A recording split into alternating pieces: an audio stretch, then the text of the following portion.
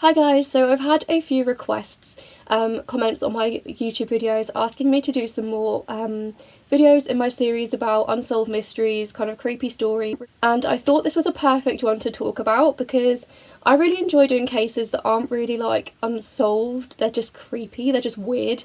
Those are the kinds of stories that I like to talk about, so I'm extending this series on my channel to unsolved mystery cases and also just scary spooky stories. So this episode is going to be all about Jeremy Bentham, who is a very unique character. He's very his story is quite strange and odd, so I think he'll be a really interesting case to talk about, and I hope you guys really like this video. If you do, make sure you subscribe. I will have more videos like this one coming up soon, so I hope you guys enjoy it, and let's get into it. So Jeremy Bentham was an English philosopher and jurist. He was born in 1748 and he was very well known for being quite outspoken and being the chief expounder of utilitarianism. So he was a very intensely clever man. He started learning Latin at the age of 4.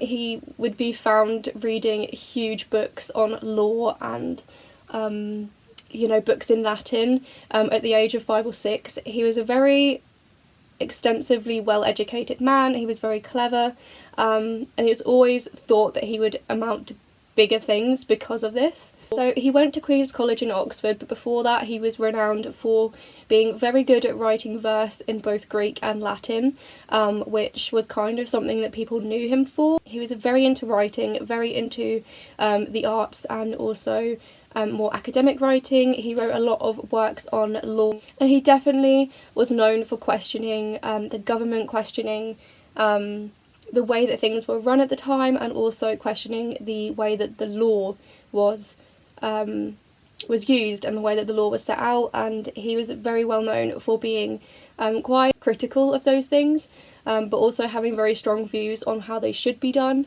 So his first book came out in 1776 and it was called A Fragment on Government. So a lot of people take his first book to be the sort of starting point of philosophical radicalism.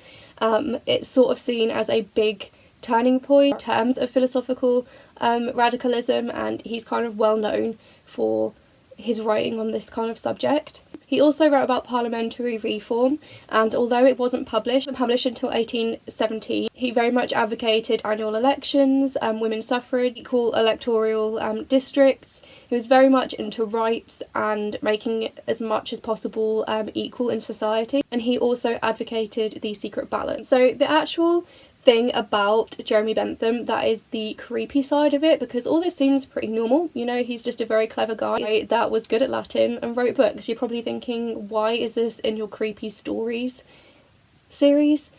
The thing about Jeremy Bentham that makes him so creepy is that when he died, he asked his friend to mummify his body.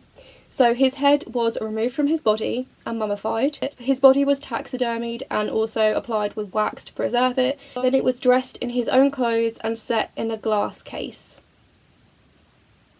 He literally asked to be taxidermied after his death and put in a glass case to display to the public. Both his body and his mummified head are still kept in the University College in London.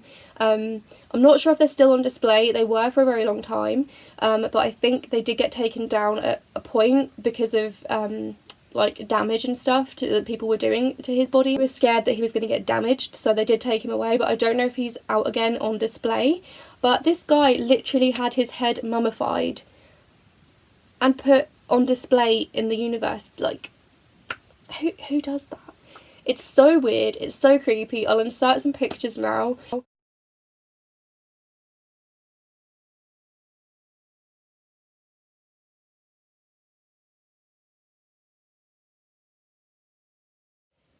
His mummified head, it's really, really disturbing. Like, can you imagine going to that university and knowing that there is a mummified head on display?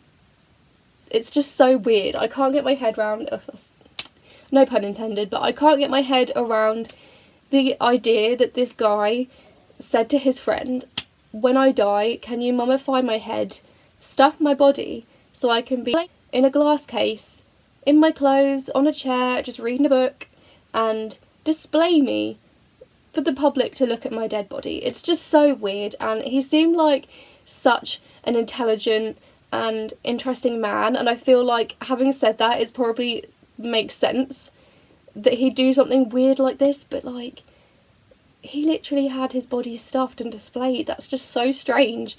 And I think the pictures themselves are the creepiest part of the story, so although this isn't like a terrifying, scary story, it is a weird one, and I did want to talk about it because this has been a case, or, you know, a story, an event that I think is really weird and interesting. I've been researching it for a really long time now, but yeah, it's really weird, really creepy. I hope you guys like this video. It's just a short one to kickstart this series again, because like I said, I haven't done a video like this in a really, really long time.